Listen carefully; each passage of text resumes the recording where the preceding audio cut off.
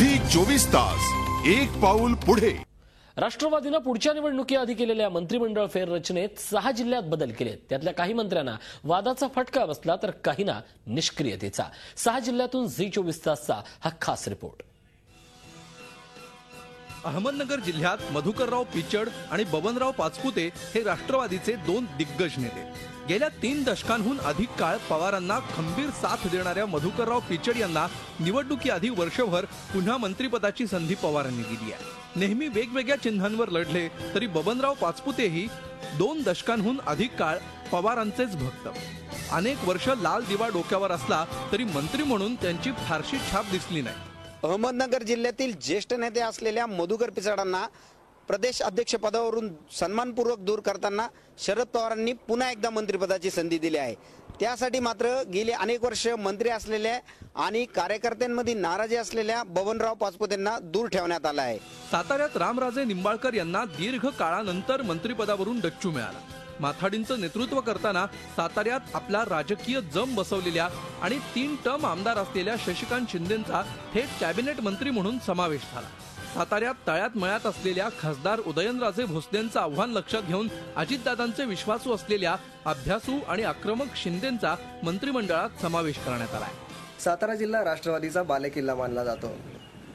युतीच्या काळापासून मंत्रिपदावर विराजमान असलेले रामराजे नाईक निंबाळकर यांना यावेळेस पक्षाने विश्रांती दिली आहे, तर कोरेगावचे आमदार आणि राष्ट्रवादीचे जिल्हाध्यक्ष शशिकांत शिंदे यांना कॅबिनेट मंत्रिपद दिले आहे। एकूणच हा बालेकिल्ला मजबूत करण्याचं पक्षाने ठरवलेलं दिसतंय। मंत्रिमंडळात राष्ट्रवादीकडून सोलापूरचं प्रतिनिधित्व आता बार्शीचे दिलीप सोपल करणार आहे। कधी पक्षाच्या तिकिटावर तर कधी अपक्ष म्हणून असे 5 वेळा निवडून आलेले सोपल कायमच राष्ट्रवादी बरोबर राहिले।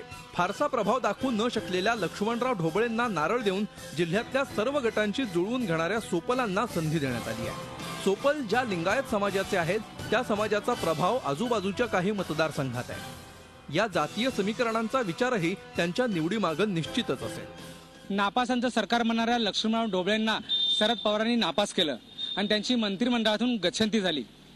सोलापूर जिल्ह्यात राष्ट्रवादी पक्षात आलेली मरगळ दूर करण्याकरता अपक्ष आमदार याचबरोबर आक्रमक नेते दिलीप सोपल यांना मंत्रिपद देऊन शरद पवारांनी सोलापूर जिल्ह्यातील राष्ट्रवादी पक्षाची मोड बांधण्याचा प्रयत्न केला आहे।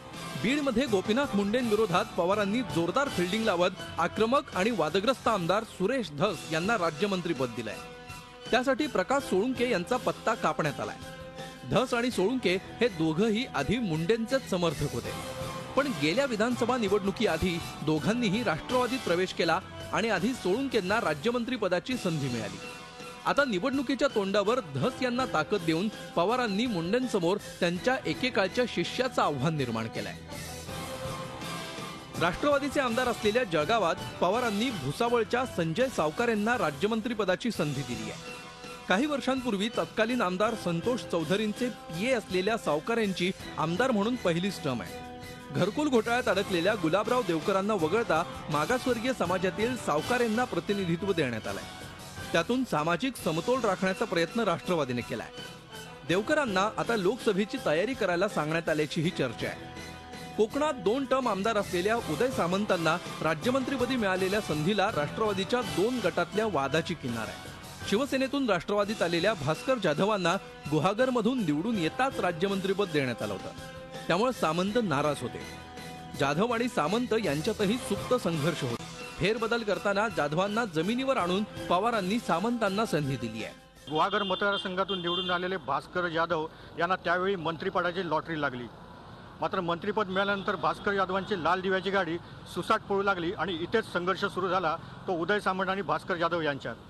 मात्र आता उदय सामंत यांना राज्यमंत्रीपद देऊन भास्कर जाधवांना पक्षाने पक्षस्थितीचे घडे घालून दिलेत। राष्ट्रवादीनं स्थानिक समीकरणं डोळ्यासमोर ठेवून मंत्रिमंडळात बदल केले, पण दिग्गजांना धक्का देऊन भाकरी फिरवण्याची हिंमत दाखवली नाही। या तात्पुरत्या डागडुजीनं राष्ट्रवादीला फायदा होणार की करपलेल्या भाकरीचे चटके सोसावे लागणार याचं उत्तर पुढच्या निवडणुकीतच मिळेल। Bureau report, Zee media. झी24 तास एक पाऊल पुढे।